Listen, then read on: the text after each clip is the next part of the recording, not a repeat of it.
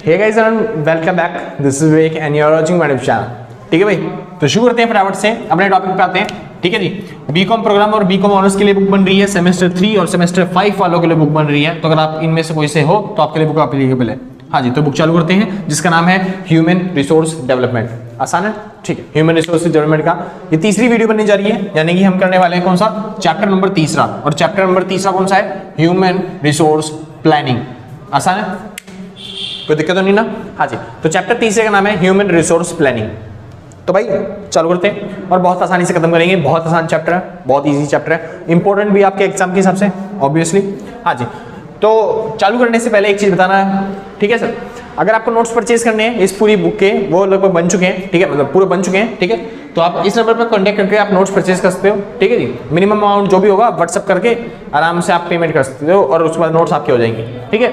हाँ जी, पीडीएफ की फॉर्मेट में पूरा टाइपिंग वाले नोट्स हैं कि कंप्यूटर टाइपिंग है उसके अंदर, ठीक है। इंग्लिश में मिले हुए हैं सर, हिंदी में मुश्किल हो रही है बनाने में, टाइम वेस्ट ज्यादा हो रहा है। तो आप इंग्लिश में अगर लेना चाहते हो तो बहुत अच्छी बात है, हिंदी में थोड़ा मुश्किल बनेगा, ठीक है भाई। नहीं सीधी बात भाई, नहीं बनेंगे हिंदी में, ठीक है। हाँ, अगली साल तक देखा जाएगा भाई, अगली साल तक बन जाए तो सॉरी भाई, सॉरी।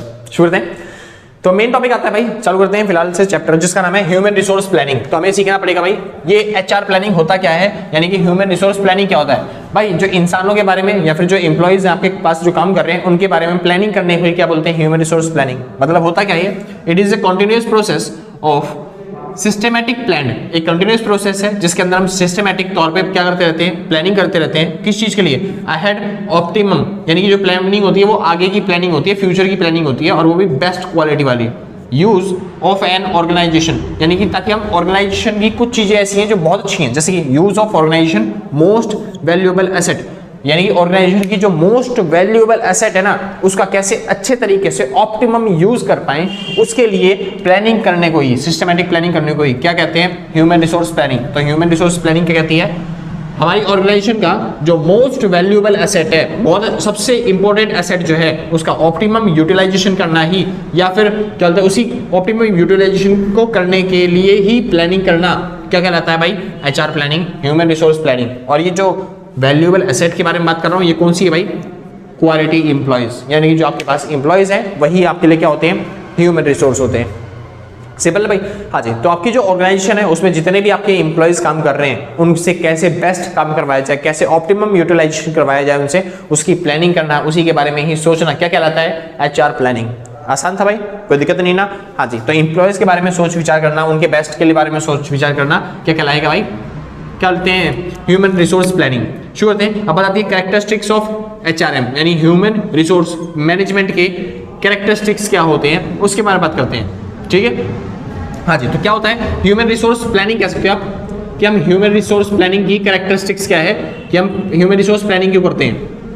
आसान है, तो पहली चीज क्या होती है ह्यूमन रिसोर्स प्लानिंग, पहली चीज पीपल ओरिएंटेड, मतलब ये जो प्लानिंग कर रहे हैं ये हम किसके लिए कर रहे हैं, लोगों के लिए कर रहे हैं। तो लोगों के लिए कर रहे हैं तो फिर आपको लोगों को ही ध्यान में रख के करनी पड़ती है, प्लानिंग करनी पड़ती है। यानी कि ये किसके लिए की जाती है, इंसानों के लिए, कोई बाकी खाने पीने की चीजों के लिए या फिर प्रॉफिट कमाने के लिए नहीं, इंसानों के लिए प्लानिंग की जाती है। और वो भी इंसान कौन से, इंप्लॉय ओरिएंटेड, यानी कि इंप्लॉय के ओरिएंटेड के लिए, यानी इंप्लॉय की बेनिफिट के लिए क्या करते हैं हम, प्लानिंग करते हैं। आसान है, पहला चीज तो हम लोगों के लिए, मतलब कि जो प्लानिंग होती है वो हमारे गोल सेट करने के लिए नहीं होती, या फिर बिजनेस के, हाँ भाई, जो प्लानिंग करी जाती है वो बिजनेस के गोल्स के लिए नहीं करी जाती। इसके अंदर जो प्लानिंग होती है वो किसके लिए की जाती है, पीपल के लिए, लोगों के लिए की जा रही है। और वो भी कौन से लोग, जो हमारी कंपनी के क्या है, एम्प्लॉइज के लिए। तो ये एम्प्लॉइज ओरिएंटेड होती है, पीपल ओरिएंटेड होती है, मतलब लोगों के लिए, हमारी कंपनी के क्या बोलते हैं, एम्प्लॉइज के लिए प्लानिंग करने को क्या बोलते हैं, HR planning, human resource planning, ठीक है। गिव्स अपॉर्चुनिटीज, ये क्या करता है भाई, एचआर प्लानिंग। अगर हम प्लानिंग कर रहे हैं अच्छे तरीके से तो ये क्या करता है, हमारे जो एम्प्लॉइज है, जितने भी काम करने वाले मजदूर हैं, उनको क्या करता है, ये अपॉर्चुनिटीज प्रोवाइड करता है, यानी उनको अवसर देता है ताकि वो क्या कर सके, ग्रो कर सके। आसान है। हाँ जी, इसका एक फंक्शन होता है किसका, प्लानिंग का, यानी आप प्लानिंग किस लिए करते हो, ताकि उनको अपॉर्चुनिटी मिल पाए, किस चीज की, डिसीजन मेकिंग की, कि वो क्या कर पाए, डिसीजन लेके पाए कि आपको क्या बोलते हैं, किस जगह पे काम करना चाहिए जहाँ पे उनको प्रॉफिट मिले अच्छे तरीके से, उनसे सोशल वेलफेयर के भी काम हो उसके, ठीक है। हाँ जी, मतलब उनके बेनिफिट के लिए अगर आप सोच रहे हो कोई चीज तो फिर उसकी क्या हो जाती है, एचआर प्लानिंग हो जाती है। और उसी की कैरेक्टरिस्टिक्स क्या है, डिसीजन मेकिंग, मतलब इसके अंदर क्या करना पड़ता है, वो लोग खुद अपना डिसीजन ले पड़ते हैं बेस्ट क्वालिटी, मतलब अच्छे तरीके से, ठीक है, आगे चलते हैं। फ्यूचर ओरिएंटेड यानी कि भविष्य के लिए प्लानिंग की जाती है। ये जो प्लानिंग होती है किसके लिए होती है? फ्यूचर के लिए, पास्ट के लिए नहीं, फ्यूचर के लिए प्लानिंग की जाती है कि आगे कितने लोगों की जरूरत पड़ेगी, कितने लोगों से काम करवाना है, ये सब चीजें फ्यूचर ओरिएंटेड होती है क्या? HR planning. चालू करते हैं भाई ऑब्जेक्टिव्स, यानी हमें ह्यूमन के बारे में, अपने एम्प्लॉयज के बारे में सोचने की जरूरत क्यों है, हम क्यों सोचते हैं उनके वेलफेयर के लिए, अपने एम्प्लॉयज के लिए, ठीक है। To ensure adequate supply of man power, कि जो मैन पावर की क्या है, सप्लाई क्या है, एडिक्वेट रही, यानी कि कभी भी ऐसा ना हो कि भाई हमारे पास सप्लाई जो है वो कुछ ज्यादा बढ़ गई या फिर सप्लाई जो है बहुत ज्यादा कम पड़ गई। जैसे किसी एम्प्लॉय में काम करने के लिए 5 एम्प्लॉयज की जरूरत थी, किसी कंपनी में काम करने के लिए कितने एम्प्लॉयज की जरूरत थी? 5 एम्प्लॉयज की जरूरत थी, लेकिन एचआर भर के ले गया 10 एम्प्लॉयज, तो खामा में 5 लोगों की फालतू सैलरी पे करनी पड़ेगी ना। तो कभी भी एम्प्लॉयज का सरप्लस नहीं होना चाहिए हमारे पास कि बहुत सारे एम्प्लॉयज आ रहे हैं, हमें सैलरी दी जा रही है, या फिर कभी भी ऐसा नहीं होना चाहिए कि हम 3 ही एम्प्लॉयज लेके आ जाए, यानी कि एम्प्लॉयज का क्या हो गया, डेफिसिट हो गया। जैसे कि मैंने अगले पॉइंट में बता भी रखा है, क्या 4 कहाँ गया वो टॉपिक, असेट्स, मतलब जो असेट्स होता है ना, हमें सरप्लस और शॉर्टेज एचआर को प्लानिंग करनी पड़ती है, मतलब एचआर को देखना पड़ता है ह्यूमन रिसोर्स की कभी भी बिजनेस के अंदर क्या नहीं होनी चाहिए, ना तो एक्सेस होनी चाहिए, मतलब ज्यादा नहीं होनी चाहिए, और ना ही क्या होनी चाहिए, कम होनी चाहिए, मतलब कि जितने हमें चाहिए उतने ही हमारे पास ह्यूमन रिसोर्स होने चाहिए, उतने ही हमारे पास एम्प्लॉयज होने चाहिए, ना तो ज्यादा और ना ही कम। आगे चलते हैं भाई, proper use of existing HR, जो हमारे पास पहले से ही ह्यूमन रिसोर्स हैं, जो हमारे पास पहले से ही काम करने वाले जो एम्प्लॉयज हैं, उनका अच्छे तरीके से हम क्या कर सके, यूज कर सके। आसान है, इसके लिए हम क्या करनी पड़ती है, प्लानिंग करनी पड़ती है। फोरकास्ट फ्यूचर रिक्वायरमेंट और रिक्वायरमेंट ऑफ एचआर, यानी कि ये भविष्यवाणी करने के लिए, ये पता करने के लिए कि हमें फ्यूचर में कितने लोगों की जरूरत पड़ेगी काम करवाने के लिए, या फिर हमें कितने एम्प्लॉयज हायर करने पड़ेंगे, इस चीज के लिए हमें क्या करनी पड़ती है, प्लानिंग करनी पड़ती है। तो प्लानिंग के काम क्या है? पहला काम भाई क्या बोलते हैं, सरप्लस बनाए रखना, सॉरी सप्लाई बनाए रखना कि जितने लोगों की जरूरत है उतने ही लोग काम पे आ रहे हो। दूसरी चीज, ना उससे ज्यादा लोग काम पे होने चाहिए, तब भी लॉस होएगा क्योंकि खामा सैलरी देनी पड़ेगी, और ना ही इससे कम लोगों को काम पे, क्योंकि हमें बेफालतू में लॉस झेलना पड़ेगा। तो इस वजह से दोनों चीजें आपके पास होनी चाहिए। अगली चीज, प्रॉपर यूज होना चाहिए किसका, एग्जिस्टिंग एचआर, जो पहले से ही लोग हैं, ह्यूमन रिसोर्स है आपके पास, उसका क्या होना चाहिए, बेस्ट तरीके से यूज होना चाहिए, ठीक है, इसलिए हम प्लानिंग करते हैं। और लास्ट फोरकास्ट करते हैं क्या, यानी भविष्यवाणी करते हैं कि फ्यूचर में हमें कितने एम्प्लॉयज हायर करने पड़ेंगे, इसके बारे में। चालू करते हैं भाई, need and importance of HR planning. हम एचआर प्लानिंग करते क्यों हैं, उसमें उसकी नीड क्या है या फिर इंपॉर्टेंस क्या है। आसान है, एचआर प्लानिंग क्यों करी जाती है? पहली चीज, डिस्पाइट ग्रोइंग अनएम्प्लॉयमेंट, बढ़ती हुई अनएम्प्लॉयमेंट को रोकने के लिए, ठीक है भाई, कि जो बेरोजगारी बढ़ती जा रही है उसको रोकने के लिए हमें क्या करनी पड़ती है, एचआर प्लानिंग करनी पड़ती है, ताकि हम अच्छे एम्प्लॉयज होते हैं उनको हायर कर सकें बढ़िया तरीके वाले। स्मूथ सप्लाई ऑफ वर्कर्स, भाई ये भी बताया था, वर्कर्स की स्मूथ सप्लाई के लिए कि भाई कि वर्कर्स ना तो कम पड़े ना ही ज्यादा पड़े, वही लिखा भाई, excess supply and deficit of HR. HR की यानी ह्यूमन रिसोर्स की सप्लाई और डेफिसिट को दोनों को ध्यान में रख के प्लानिंग करनी चाहिए। मतलब इंपॉर्टेंस क्या होता है भाई, इंपॉर्टेंस, एचआर की इंपॉर्टेंस खुद समझिए। हमें एचआर क्यों चाहिए, ताकि जितने भी बिजनेस के ऑब्जेक्टिव है या फिर जितने भी एचआर के ऑब्जेक्टिव हैं, प्लानिंग के ऑब्जेक्टिव है, वो फुलफिल हो पाए। समझ में, एचआर प्लानिंग क्यों करते हैं, उसकी इंपॉर्टेंस क्या है, हमें जरूरत क्यों है एचआर प्लानिंग की, ताकि ऑब्जेक्टिव फुलफिल होता है। तो जितने भी ऑब्जेक्टिव हैं आपके, वो सारे क्या बन सकते हैं, आपके नीड और इंपॉर्टेंस बन सकते हैं। तो एक पॉइंट याद करना है और आपको दूसरा पॉइंट भी याद हो जाएगा आराम से, ठीक है। यही पॉइंट किस में आ जाएंगे, इसके अंदर आ जाएंगे। आसान था भाई, ठीक है, शुरू करते हैं। अगला टॉपिक आता है प्रोसेस ऑफ एचआर प्लानिंग। क्या एचआर प्लानिंग कैसे करी जाती है, यानी कि हमें ह्यूमन के बारे में या फिर एम्प्लॉयज के बारे में किस तरीके से सोचना चाहिए, ठीक है। प्रोसेस क्या है उसकी, कैसे हम प्लानिंग कर सकते हैं। पहली चीज, एनालाइज ऑब्जर्व, क्या होता है, ऑर्गेनाइजेशन प्लान्स। पहले आपको अपने बिजनेस के ऑब्जर्वेशन, क्या मतलब क्या बोल रहा हूँ, पहले आपको बिजनेस के ऑर्गेनाइजेशन के क्या करने हैं, प्लान चेक करने हैं कि हमारे ऑर्गेनाइजेशन में क्या प्लान चल रहा है, कितना प्रॉफिट कमाना है, कितने हिसाब से हमें क्या बोलते हैं, कितना प्रॉफिट निकालना है, कितना आउटपुट बनाना है, कितना प्राइस सेट करना है, कितना क्या बोलते हैं एम्प्लॉइज हायर करने पड़ेंगे, जिसके लिए कॉस्ट कितनी कम से कम होनी चाहिए। तो इस तरीके से आपको बिजनेस के पहले प्लान्स ऑब्जर्वेशन करने पड़ेंगे, या फिर बिजनेस के जितने भी ऑर्गेनाइजेशन के जितने भी क्या है प्लान्स हैं, उनको पहले क्या बोलते हैं डिटेल में चेक करना पड़ेगा कि किस तरीके के प्लान है चाहती है बिजनेस, किस तरीके के प्रॉफिट कमाना चाहती है, किस तरीके के एम्प्लॉय हायर करना चाहती है, ठीक है। फोरकास्ट डिमांड ऑफ एचआर, अब देखना पड़ेगा कि फ्यूचर में आगे चल के हमें डिमांड हमारी बढ़ने वाली है या फिर घटने वाली है, उस तरीके से देखना पड़ेगा कि हमारी डिमांड कैसे रहने वाली है, ठीक है। आपको फ्यूचर में ज्यादा डिमांड करनी पड़ेगी या फिर कम करनी पड़ेगी एम्प्लॉयज की, ठीक है। हाँ जी, ऐसी forecast of supply of HR, भाई फोरकास्ट डिमांड में समझिए ध्यान से, और भी टॉपिक है, जैसे कि हमें फ्यूचर में कितने लोगों की डिमांड करनी पड़ेगी, वो कैसे चेक किया जाएगा, समझिए। Forecast demand of HR, human resource की क्या बोलते हैं डिमांड कैसे करें, समझिए। फ्यूचर में कैसे डिमांड पड़ने वाली है, कितने लोगों को हायर करना पड़ेगा नौकरी के लिए, वो कैसे पता चलता है, वो पता चलता है इन मेथड से। ये 4 मेथड दे रखे हैं आपको, इन चारों मेथड से पता कर सकते हो आप किस तरीके से कि फ्यूचर में आपको कितने लोगों की जरूरत पड़ेगी काम करवाने के लिए। जैसे कि पहला आता है मैथमेटिकल मॉडल। मैथमेटिकल मॉडल क्या होता है, आप गिन के पता कर सकते हो। जैसे आप हर बार 10 एम्प्लॉयज लाते हो, लेकिन आज इस साल क्या हो रहा है, 2 लोग रिटायर हो रहे हैं बुढ़ापे की वजह से, तो 2 लोग रिटायर हो रहे हैं, तो आपको 2 एम्प्लॉयज हायर करने पड़ेंगे और ज्यादा। समझ में? हाँ जी। तो इस तरीके से आप मैथमेटिकल मॉडल में आप क्या कर सकते हो, उसको काउंट करके बता सकते हो कि कितने लोगों की क्या करनी पड़ेगी, हमें डिमांड करनी पड़ेगी, कितने लोगों को एम्प्लॉयज पे रखना है या फिर काम पे रखना है। आगे चलते हैं, मैनेजरियल जजमेंट। मैनेजरियल जजमेंट मतलब क्या होता है, जो मैनेज करने वाला डिपार्टमेंट होता है, जो सारी चीजों को मैनेज करता है, उससे आप जाके बात कर सकते हो आराम से कि भाई क्या बोलते हैं, हमें एम्प्लॉयज हायर करने की जरूरत पड़ेगी अगली बार, या फिर यही एम्प्लॉयज काम कर लेंगे अगले साल भी। समझ में? तो इस तरीके से वो बात करके आपका निवारण हो सकता है या फिर सॉल्यूशन हो सकता है। आगे चलते हैं, अगला आता है work study method. Work study method यानी कि जो वो काम करते हैं उस काम को स्टडी करके आप क्या कर सकते हो, चेक कर सकते हो कि कितने लोगों की जरूरत पड़ेगी हमें और कितने लोगों की जरूरत नहीं है, यानी आपको फ्यूचर में कितने लोगों की डिमांड पड़ने वाली है। आसान है। एग्जाम्पल के तौर पर मैंने आपको एक एग्जाम्पल दिया है, ठीक है, ताकि ये क्वेश्चन दे दिया आपको, ताकि आप सॉल्व कर सको आराम से। जैसे कि फॉर एग्जाम्पल के तौर पर मान लेते हैं वर्क स्टडी मेथड में मान लेते हैं आउटपुट है 50,000, यानी कि आपको हर साल 50,000 क्वांटिटी का माल क्या होता है, बनाना होता है। कितनी क्वांटिटी का माल बनाना होता है, 50,000 क्वांटिटी का माल बनाना होता है, ठीक है। स्टैंडर्ड आवर्स क्या है, 2 पर यूनिट, यानी कि 2 घंटा लगता है हर माल को बनाने में। सोचिए आपको कितना माल बनाना है, 50,000 क्वांटिटी, ठीक है, और एक माल को बनने में कितना टाइम लगता है, 2 घंटा। तो टोटल आवर कितना लगेगा आपको, टोटल कितना टाइम लगेगा, टोटल कितने घंटे लगेंगे। सोचो 50,000 क्वांटिटी बनानी है और एक क्वांटिटी को बनाने में 2 घंटा लगता है। समझ में आया? तो क्या करना है, अब मैं निकाल रहा हूँ टोटल क्वांटिटी या फिर sorry total hour, total hours required.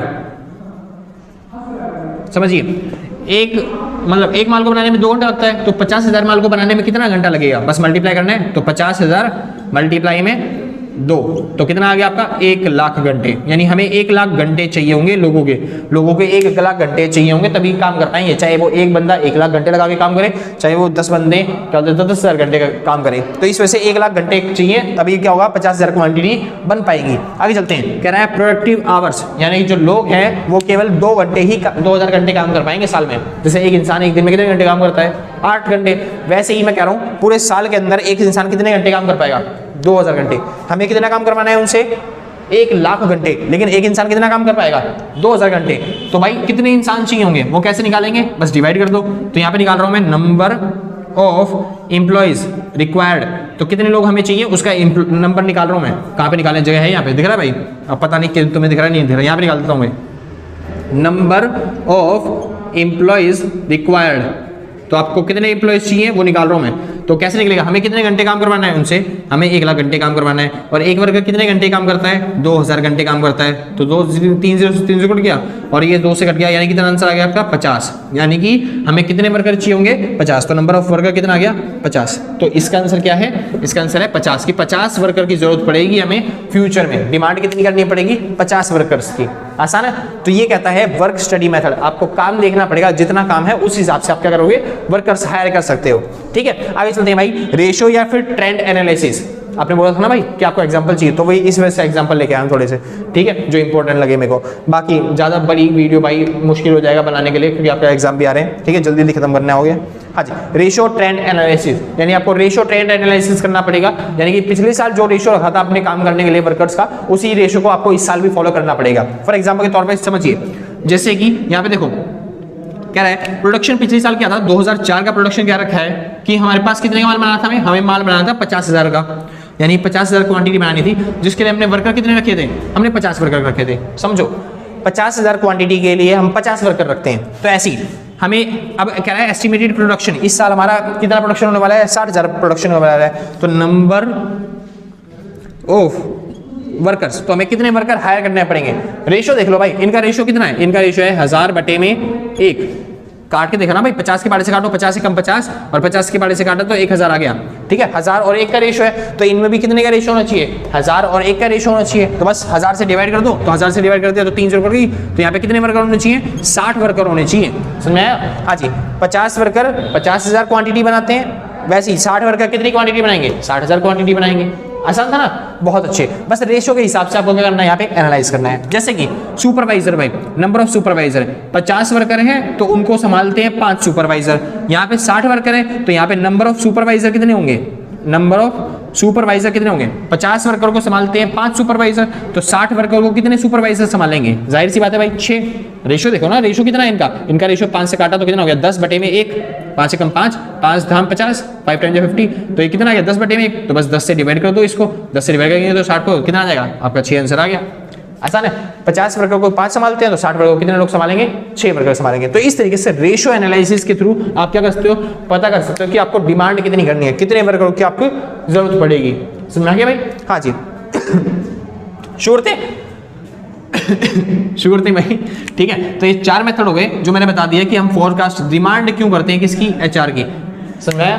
हाँ जी, आगे चलते हैं, फिलहाल से टॉपिक पे आते हैं अगला, फोरकास्ट सप्लाई ऑफ एचआर यानी कि ह्यूमन रिसोर्स। हमें कितने लोगों की मतलब लोग कितने आ रहे हैं हमारे पास काम करने के लिए, वो चेक करना पड़ेगा। अब वो कैसे चेक करेंगे, उसको चेक करने के लिए फॉर एग्जांपल के तौर पे मान लो हमारे पास 60,000 लोग आ रहे हैं काम करने के लिए, ठीक है, जिसमें से इसके अंदर ये तो आया हमारे पास काम करने के लिए, इसमें ऐड कर देंगे जो हमारे पास पहले से ही काम कर रहे हैं। मान लो 10,000 लोग पहले से काम कर रहे हैं, आसान है, तो उसको ऐड कर दिया जाएगा, माइनस कर देंगे जितने लोगों की काम की जरूरत नहीं है हमें, यानी जितने लोगों को निकालना पड़ेगा, यानी कि जितने लोग रिटायर होने वाले हैं एक तरीके से, ठीक है, मान लेते हैं 5,000 लोग रिटायर होने वाले हैं, तो उसको माइनस कर देंगे, तो आपका जो बच जाएगा 55,000, यानी कि इतने लोग हमारे पास काम करने के लिए एक्चुअल में आ रहे हैं, यानी 55,000 आपका क्या हो गया, 55,000 क्या हो गया आपका जो वर्कर काम करने के लिए आ रहे हैं, यानी कि क्या हो गया, सप्लाई हो गई एचआर की। समझ में? तो इस तरीके से बेसिकली आप पता कर लोगे कितने लोग आपके पास काम करने के लिए आ रहे हैं और कितने लोग आपसे काम क्या कर रहे हैं, डिमांड कर रहे हैं।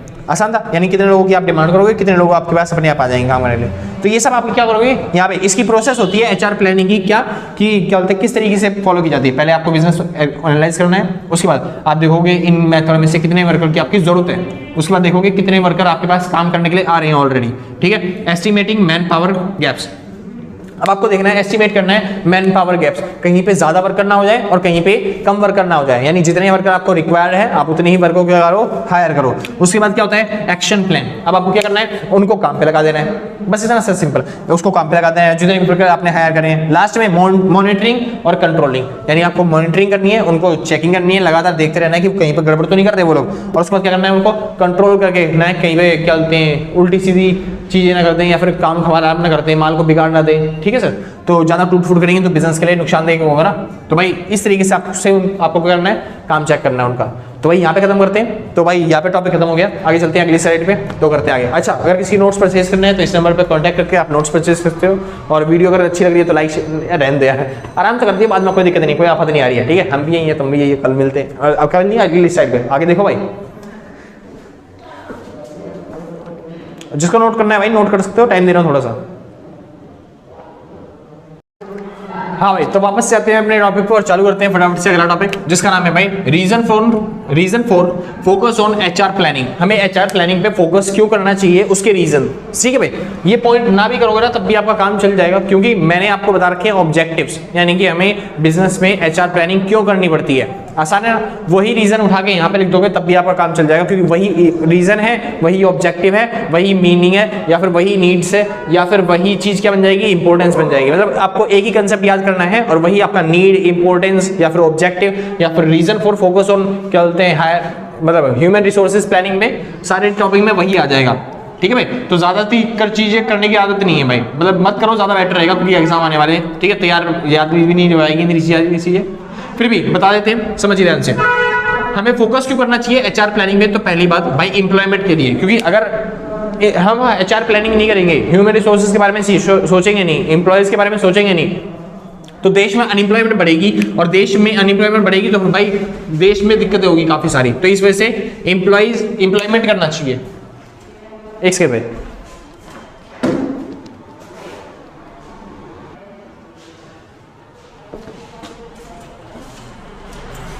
हाँ जी श्योर है। तो सबसे पहली चीज हमें क्या चाहिए भाई, एम्प्लॉयमेंट। देश में एम्प्लॉयमेंट बढ़ाने के लिए, लोगों को रोजगार देने के लिए हमें क्या करनी पड़ती है, एचआर प्लानिंग करनी पड़ती है। वरना तकनीक तो हमारे पास की है कि भाई मशीनों से काम करवा लें हम भी, लेकिन हमें क्या करना होता है भाई, एम्प्लॉयमेंट प्रोवाइड करनी होती है लोगों को। अगली चीज भाई अगला आता है टेक्नोलॉजिकल चेंज। अब टेक्निक जो होती है भाई लगातार चेंज हो रही है, जिसकी वजह से लोगों को ट्रेनिंग देनी पड़ती है और लोगों से काम करवाना पड़ता है। क्योंकि अगर मान लो एक बड़ी मशीन ले आए और टेक्नोलॉजी तुरंत चेंज हो गई, जिसकी वजह से हमें पुरानी मशीन होगी वो किसी काम की नहीं रह जाएगी, समझ में आया। तो टेक्नोलॉजी चेंज होते रहते, इस वजह से हमें जो एम्प्लॉयज होते हैं, हायर करने वाले जो एम्प्लॉयज हैं, वो भी क्या होते हैं, अडेप्ट करते रहते हैं नई चीजों को। तो मशीनें तो अडेप्ट कर नहीं सकती जल्दी से, तो जो वो होते हैं, जो ह्यूमन होते हैं वो आराम से अडेप्ट कर लेते हैं। तो इस वजह से हमें किस पे फोकस करना चाहिए, ह्यूमंस पे फोकस करना चाहिए, एम्प्लॉइज रखने चाहिए बल्कि मशीनों की जगह। और इसीलिए हमें क्या करना चाहिए, फोकस करना चाहिए एचआर प्लानिंग पे। तीसरी चीज आती है ऑर्गेनाइजेशन चेंज। अब जो ऑर्गेनाइजेशन चेंज होते रहते हैं, कई बार ऑर्गेनाइजेशन चेंज होने में क्या होता है भाई, यानी बिजनेस बदलते रहते हैं और बिजनेस बदलते बदलते क्या होते हैं, मशीनों को इधर उधर ट्रांसफॉर्म करना या फिर पार्ट्स खराब हो जाएंगे, दिक्कतें हो जाएंगी काफी सारी। इसकी वजह से हमें क्या रखना चाहिए, एचआर रखने चाहिए या फिर ह्यूमन रिसोर्सेज रखने चाहिए। आसान है, लोगों से काम करवाना चाहिए ताकि वो अगर ऑर्गेनाइजेशन चेंज भी होती है तब भी वो हेल्पफुल होंगे, काम कर सकते हैं हमारे साथ, ठीक है, अलग अलग तरह के काम करवा सकते हैं मुझसे। जैसे फॉर एग्जांपल एक कोई ह्यूमन है, वो इंसान क्या बोलते हैं, कोई सामान बना भी सकता है, उसको बिगाड़ भी सकता है। जैसे मान लो जूते के डब्बे बनाने हैं, तो जूते के डब्बे बनाने के लिए वो पेपर भी फोल्ड कर सकता है, चिपका भी सकता है, उन्हें काट भी सकता है, कटिंग भी करा सकता है, उस पर पेंट भी कर सकता है, उस पर पन्नी भी चला सकता है, प्लास्टिक भी पैक भी कर सकता है, मतलब अलग तरह काम कर सकता है। लेकिन जो मशीनें हैं वो केवल एक ही काम करती हैं, ठीक है, बिजनेस स्ट्रक्चर के अंदर, ऑर्गेनाइजेशन के अंदर। तो अगर ऑर्गेनाइजेशन चेंज हो रही है तो इस वजह से जो इंप्लॉइज हैं वो ज्यादा बेटर काम कर पाएंगे मशीनरी की जगह। ठीक है जी, आगे चलते हैं। अगला टॉपिक आता है भाई डेमोग्राफिक चेंजेस। डेमोग्राफिक चेंजेस मतलब पॉपुलेशन, मतलब कि उसी के हिसाब से आते हैं भाई पॉपुलेशन के बाद। आपको पता है जैसे जैसे पॉपुलेशन बढ़ती जा रही है, पॉपुलेशन बढ़ रही है, जिसकी वजह से लोग अनएम्प्लॉयमेंट क्या हो रही है, बढ़ती जा रही है। और अनएम्प्लॉयमेंट बढ़ने की वजह से लोग क्या हो रहे हैं, बहुत ज्यादा बेरोजगार हो रहे हैं। बहुत ज्यादा बेरोजगारी की वजह से उनको सैलरी, वो कहते हैं भाई हमको सैलरी जो है ना वो कम भी दोगे तब भी हम काम करने के लिए तैयार हो जाएंगे। तो इस वजह से जो एम्प्लॉयमेंट है वो हमें सस्ते दाम में मिल रही है काम करवाने के लिए, तो क्यों ना हम उसका यूज करें, ठीक है। जबकि जो कैपिटल इंटेंसिव टेक्निक होती है या फिर जो मशीनों से काम करवाने वाली टेक्निक है उसमें हमें सैलरी या फिर पेमेंट करनी पड़ती है, ज्यादा पड़ती है, यानी कॉस्ट उससे क्या हो जाएगी, बढ़ जाएगी। तो डेमोग्राफिक स्ट्रक्चर का यूज करें, यानी लोगों से काम करवाएं। आगे चलते हैं, shortage of skills. Shortage of skills, तो हमें फोकस क्यों करना चाहिए एचआर प्लानिंग पे, क्योंकि आजकल धीरे धीरे भाई क्या बोलते हैं स्किल्स की कमी होती जा रही है। लोग ज्यादातर स्किल्स पे ध्यान नहीं देते, खाली क्या बोलते हैं इधर उधर घूमते रहते हैं। कॉलेज की डिग्री ले ली, डिग्री की वैल्यू होती है, उसके बाद स्किल्स पे ध्यान नहीं देते, और लैक ऑफ स्किल्स की वजह से उनके पास ना तो वो क्या बोलते हैं एम्प्लॉयज बन पाते किसी अच्छी कंपनी के अंदर, ठीक है। तो इस वजह से आपको किस पे फोकस करना चाहिए, एचआर प्लानिंग पे फोकस करनी चाहिए, ताकि ह्यूमन रिसोर्स जो है वो अच्छे तरीके से क्या हो सके, उनका यूज किया जा सके, ठीक है भाई। हाँ जी, ह्यूमन जो है वो एक्चुअल में रिसोर्स बन के काम करे। अगला आता है भाई हायरिंग कॉस्ट। हायरिंग कॉस्ट भी कई बार फैक्टर बनती है किस पे, एचआर प्लानिंग पे। हायरिंग कॉस्ट जो होती है लोगों की वो बहुत ज़्यादा होती है, जिस वजह से बहुत दिक्कतें हो जाती हैं उनको हायर करने में, क्योंकि वो सैलरी वैलरी ज़्यादा मांग रहे होते हैं। अगर वो सैलरी वैलरी कम मांगते हैं तो हायर भी कर लगते हैं। तो इस वजह से ये एक रीज़न बन जाता है कि हमें क्या करनी चाहिए, फोकस करनी चाहिए उन चीज़ों पर। यानी कि हायरिंग कॉस्ट अगर कम होगी तो हम ज़्यादा प्लानिंग कर सकते हैं, ज़्यादा लोगों को एम्प्लॉयमेंट दे सकते हैं। तो भाई ये कारण ऐसे हैं जिनकी वजह से हमें क्या करना चाहिए, फोकस करना चाहिए क्या, एचआर प्लानिंग पे, ठीक है भाई। हाँ जी, कारण हो गए। आप इंपॉर्टेंस वाले टॉपिक लिख सकते हो, ऑब्जेक्टिव लिख सकते हो, वो वाले उठा के आराम से आपका हो जाएगा। आगे चलते हैं भाई, एक्सेप्ट क्या बोल रहा हूँ मैं expect of man power planning. Man power of planning वही है भाई, ह्यूमन पावर या फिर एचआर प्लानिंग, ठीक है। अगर एचआर प्लानिंग आप कर रहे हो तो उससे क्या एक्सपेक्ट करते हो उसकी बात आती है। तो पहली चीज क्वांटिटेटिव एक्सपेक्ट, और दूसरा वर्कलोड एक्सपेक्ट। यानी कि अगर आप क्या बोलते हैं किसी वर्कर को हायर करना चाहते हो तो कितने तरीके से हो सकता है, पहला क्वांटिटेटिव तरीका और दूसरा वर्कलोड तरीका। क्वांटिटेटिव तरीका क्या होता है, फॉर एग्जांपल के तौर पे आप बोल सकते हो उस इंसान से भाई हम आपको एक दिन के 10,000 रुपये पेमेंट करेंगे, ठीक है भाई। एक दिन की सैलरी, मतलब एक दिन के बोल रहा हूँ, 1 मंथ का बोल दो भाई, सीधा बात, आसान रहेगा आपके लिए समझने के लिए। 1 मंथ की सैलरी क्या होगी आपकी, 10,000 रुपये होगी। तो इसको बोलते हैं क्वांटिटेटिव एक्सपेक्ट, यानी कि आपको नंबर दिखा दिए, पैसे दिखा दिए, तो फिर आपको क्या बोलते हैं, हायर करते हैं पैसे दिखा के। इसको बोलते हैं क्वांटिटेटिव अप्रोच, जिसके अंदर आपको पैसे दिखा के हायर कर लिया जाता है। भाई 1 महीने के लिए आपको हायर कर रहे हैं, 10,000 रुपये आपकी सैलरी रहेगी, फिक्स है, सिंपल है, ना बढ़ेगी ना घटेगी, इतने पे खत्म। आगे चलते हैं, दूसरा होता है वर्कलोड एनालिसिस। वर्कलोड एनालिसिस में हम उसको हायर तो करते हैं मगर पैसे के हिसाब से नहीं, हम रखते हैं टाइम के हिसाब से नहीं, हम हायर करते हैं उसको काम के हिसाब से, वर्कलोड के हिसाब से। फॉर एग्जांपल के तौर पे कि भाई आपको यहाँ से लेके इतना काम करना है और तब जाके आपको कितने रुपए मिलेंगे, 10,000 रुपये मिलेंगे। तो अगर आपने ये काम कर दिया तो बहुत अच्छी बात है, अगर आप नहीं कर पाए तो फिर क्या बोलते हैं आपको सैलरी नहीं मिल पाएगी उतनी जल्दी, ठीक है भाई। हाँ, अलग अलग जगह पे अलग जरूरत पड़ती है। फॉर एग्जांपल के तौर पे जैसे सीए को, अकाउंटेंट को, इन सबको हायर करना होता है तो फिर ये वाला तरीका आजमाते हैं कि महीने में आप काम करो तब आपको इतनी सैलरी मिलेगी। और जैसे कि अगर आपको किसी से हेल्पर से किसी से काम करवाना है तो यहाँ पे ये काम होता है भाई, इतना सारा काम करोगे, ठेकेदार से इतना काम करवाओगे तब जाके आपको इतनी सैलरी मिलेगी, ठीक है। तो वर्कलोड एनालिसिस और क्वांटिटेटिव एक्सपेक्ट दोनों तरीके होते हैं ताकि आप उन लोगों से काम करवा सकते हो। आगे चलते हैं, level of HR planning. HR planning के कितने लेवल होते हैं भाई, अलग तरह के लेवल होते हैं। पहला होता है नेशनल लेवल, जैसे ज्यादातर गवर्नमेंट यूज करती है नेशनल लेवल को कि पूरे देश के हिसाब से आप एचआर प्लानिंग, जैसे कि फॉर एग्जांपल के तौर पे जो गवर्नमेंट है वो कैसे प्लान करती है एम्प्लॉयज को लाने का। पहली तरीका क्या होता है एम्प्लॉयज को लाने का, जैसे कि जब भी भर्ती निकलती है फौजियों की, पुलिस की, तो फिर गवर्नमेंट करती है एक इशू कर देती है स्पेक्ट्रम या फिर पॉलिसी इशू कर देती है या बता देती है नोटिफिकेशन के थ्रू कि भाई भर्ती निकली हुई है किसकी, पुलिस की या फिर क्या बोलते हैं मिलिट्री की। तो अगर कोई बनना चाहता है भर्ती में तो पूरे देश से कोई भी आ सकता है। तो उस लेवल को बोलते हैं नेशनल लेवल, कि आप बड़े लेवल पे, बहुत बड़े लेवल पे क्या कर रहे हो, लोगों की भर्ती करवा रहे हो। दूसरा आता है भाई सेक्टर लेवल। सेक्टर लेवल में कुछ ऐसे सेक्टर होते हैं जहाँ पे जरूर भर्ती निकलती है। जैसे मान लो साइंटिस्ट की भर्ती निकली है तो वहाँ पे कुछ ही लोगों को, जैसे साइंस जिन्होंने ले रखी थी उन्हीं लोगों को क्या कर दिया जाएगा, हाँ जी, उन्हीं को रिक्रूट किया जाएगा। तो इस तरीके के लेवल को क्या बोलते हैं, सेक्टर लेवल। अगला आता है भाई इंडस्ट्री लेवल। इंडस्ट्री लेवल क्या होता है, कुछ ऐसे लेवल होते हैं जहाँ पे लोअर लेवल के लोग रखे जाते हैं या फिर हायर लेवल के लोग रखे जाते हैं। इंडस्ट्री के लेवल के हिसाब से आपको देखना पड़ता है। जैसे मान लो एक इंडस्ट्री है, उसके अंदर हायर लेवल के लोगों की जरूरत है तो फिर भाई वहाँ पे बड़े पढ़े लिखे लोगों को बुलाया जाएगा, या फिर जिसके पास कॉलेज की डिग्री है उसके ऊपर सारे आ सकते हैं। ठीक है, हाँ जी। जैसे कुछ वर्कर की जरूरत है तो फिर भाई जिसके पास 10वीं पास हो तो वो सारे के सारे वर्कर आ सकते हैं। ठीक है, तो इस तरीके से इंडस्ट्री लेवल पे भी क्या होता है, रिक्रूटमेंट किया जाता है। उसके बाद आता है यूनिट लेवल। यूनिट लेवल मतलब क्या होता है भाई, इंडिविजुअल लेवल पे भी फोकस किया जाता है। जैसे कई बार होता है प्रमोशन करना या फिर डिमोशन करना, इस तरीके से आप क्या बोलते हैं यूनिट लेवल पे फोकस कर सकते हो। जैसे मान लो एक भर्ती खाली है, उसमें भरना है, किसी को लाना है, हाँ सॉरी, तो किसी को एक को लेके आना है, रिक्रूटमेंट करनी है ना। तो इस टाइम पे गवर्नमेंट क्या कर सकती है कि भाई जो नीचे लेवल काम कर रहे हैं बंदे, उनको क्या बोलते हैं, आपको प्रमोशन दे दिया जाएगा, उसी को प्रमोट कर देते हैं। मतलब एक पे ध्यान देती है, उसी को फोकस करती है, उसी को प्रमोट कर देती है। तो यूनिट लेवल पे से ही क्या कर देती है, वो भर्ती कर देती है। आसान है। तो ये अलग अलग तरीके से लेवल हो सकते हैं किसकी, प्लानिंग के, एचआर प्लानिंग के। आगे चलते हैं भाई, प्रॉब्लम्स ऑफ एचआर प्लानिंग। तो ये लास्ट टॉपिक रह गया, इसके बाद गाइडलाइंस वाला और उसके बाद आपका चैप्टर खत्म पूरा। हाँ जी, problems of HR planning. HR planning में क्या क्या प्रॉब्लम्स आती है, क्या क्या दिक्कत आती है। पहली चीज एम्प्लॉय रेजिस्टेंस। एम्प्लॉय भाई बोलते हैं हमको सैलरी वैलरी थोड़ी ज्यादा चाहिए, इस वजह से दिक्कत हो सकती है भाई एचआर प्लानिंग में। ठीक है, दूसरी चीज अनसर्टेनिटी। मान लो हमने एम्प्लॉय को हायर भी कर लिया, तब भी अनसर्टेन होता है कि एम्प्लॉयज हमारे पास टिकेगा या फिर वो क्या होगा, बाहर जाएगा या फिर किसी और दुकान में मतलब किसी और कंपनी में चला जाएगा। अगली चीज इनसफिशिएंट इंफॉर्मेशन सिस्टम। ये ऐसा सिस्टम है, क्या बोलते हैं हमारे पास ना इन्फॉर्मेशन सिस्टम नहीं होता कि किस एम्प्लॉयज को कितनी सैलरी चाहिए, या फिर उनके पास ऐसा सिस्टम नहीं है कि वो पता कर पाए कि भाई ये कंपनी इतनी सैलरी के हिसाब से अच्छा काम दे पाएगी या फिर नहीं दे पाएगी। तो इन्फॉर्मेशन की कमी की वजह से हम लोग क्या होते हैं भाई, कई बार एचआर प्लानिंग नहीं कर पाते ठीक से। दूसरी चीज टाइम और एक्सपेंस। टाइम और एक्सपेंस भी क्या होता है, एक फैक्टर होता है किसका, प्रॉब्लम्स और एचआर प्लानिंग का। आसान है, हाँ जी। जैसे कि मान लो कि इस बार कोई इंप्लॉइज है, वो करना चाहता है दिन में काम, लेकिन हमारे पास केवल नाइट शिफ्ट है काम करवाने के लिए, तो भाई इस वजह से वो मना कर देगा सीधा काम करने के लिए। तो ये भी क्या बन जाते हैं, रीजन बन जाते हैं लोगों को जॉब के नकारने के लिए कि वो हम जॉब नहीं कर पाएंगे उस टाइम पे। ठीक है भाई, आगे चलते हैं। लास्ट टॉपिक आता है guidelines for effective HR planning.